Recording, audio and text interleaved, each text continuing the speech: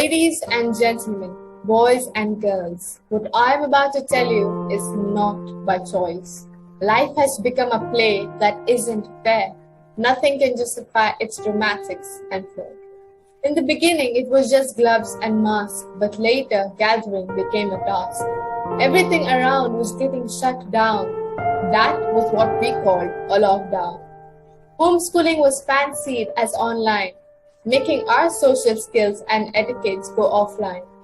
Every day had become a holiday, where good days slowly transformed into long, arduous days. The whole family is at home, but the noise isn't right. Instead of cheers, there's yells and fight. There was nowhere to run, nowhere to escape. We began to take solace in men with capes. Everything around was filled with a void, brimming with emptiness we could not avoid. Online schooling had taken a shot by cyberbullying. Our mental peace and health slowly decaying. Then with hope emerged a vaccine. With it unfolded a whole new scene. We were promised movement and freedom. It was as almost we were ready for dukedom. Now my heart sends a silent plea. O Lord above, set the world free. Lockdown in a nutshell. Warm greetings. How are you all? I hope you all are in good health and mental peace. I am Anam Turab Amjad Hassan, a member of the operations team in the MindChamps Organization, a leader, a speaker, and a podcaster, hailing all the way from India.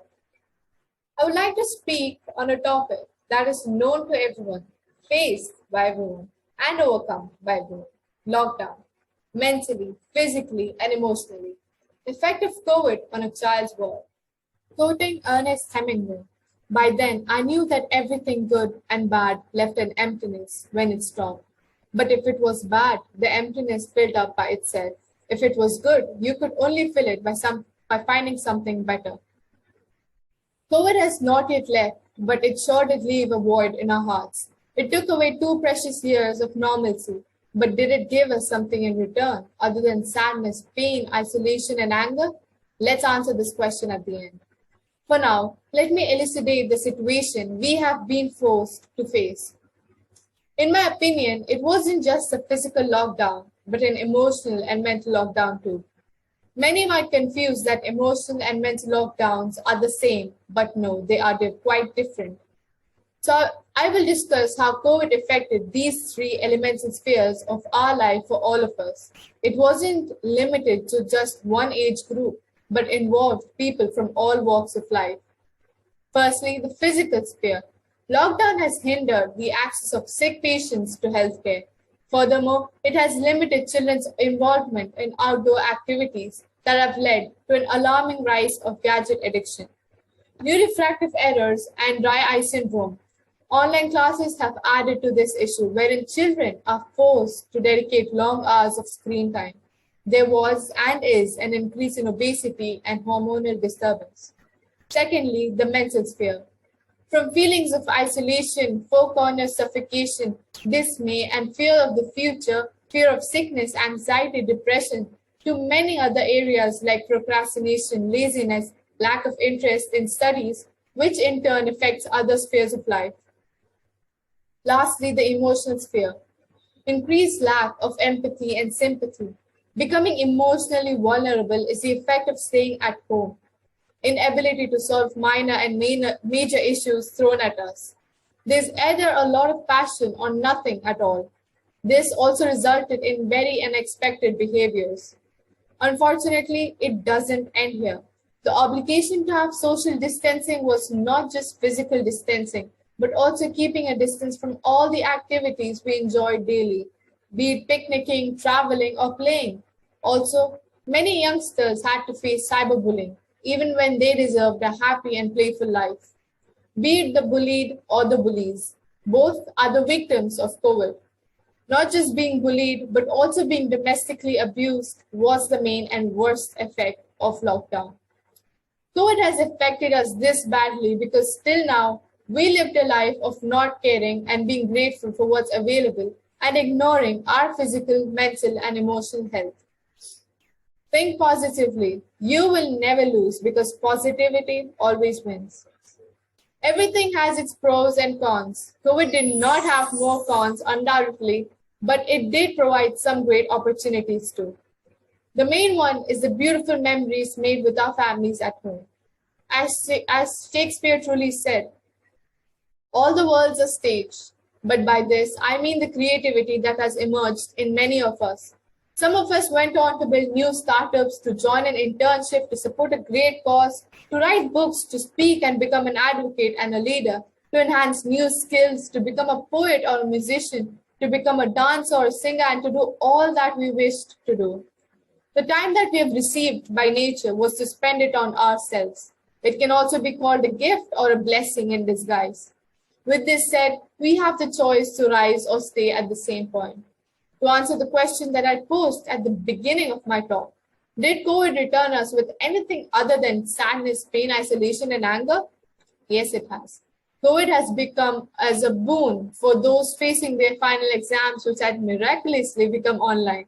Open doors for many internships all over the globe, and most importantly, the Youth Education Summit. Yes, it did, pun indicated. Not just this, my all-time favorite is the opportunity to become a member of the MindChamps Organization, to host podcasts there, speak, raise awarenesses, and learn about the importance of mental health. The next awesome opportunities were of competitions I have won and gained experience from. Having free online courses to enhance my existing skills and to build new ones. Attending online conferences had just become one tap away. Had it not been COVID, I wouldn't have been blessed with these opportunities and gained wonderful experiences. Sometimes we are put in difficult situations just to explore and find our best sides. So as youth, our responsibility does not just stop at learning, but rather starts at learning. We must tackle this unfortunate event that has taken a toll on our physical, emotional, and mental life. When you start being brave, your strength and smartness increase by themselves. Under the physical sphere, one can exercise, if not much, but at least a little to get your body activated. Or yoga is the best option to release stress. Planning screen time cautiously is a great method too. Eating healthy can help us get better nutrition. Under the mental sphere, spend some time in the solitude of the early morning to return to the courage, conviction, and composition within you. This will ensure that we don't experience burnouts and we are fresh to begin with another day, another opportunity. It's the apt time to get to know more about our family members. This will reduce social isolation. Reading more books may help you get out of the situation you are currently in. Under the emotion sphere, supporting each other gives us more strength and courage. We can alter and bring some positive changes by utilizing the time we are given, by changing our perspectives and hoping for a better world while working for it side by side. You can also join diverse training courses, volunteering programs, and engage yourselves in building new interests. This won't just provide you with amazing experience, but will give you great skills in return. And with this, you can create an amazing CV, resume, or portfolio. We students from any part of the world can now connect through social media since we all are attending online classes, and this time is the best time for globally connecting with ambitious students, which will help us create great networks. The best opportunity is to sign up as a member of MindChamps for internships or register yourself for the upcoming competition that is Synapse. This will help you understand the importance of mental health, and in turn, you can help many people with your words. I would like to conclude by putting forward my life motto. A hopeless man sees difficulties in every chance, but a hopeful person sees chances in every difficulty. We must not feel like this is an unsalvageable situation, for there is always a door that remains open. For all we know is that a flower that blooms in adversity is the rarest and most beautiful of all, Mulan. Take care, stay safe, happy, and healthy.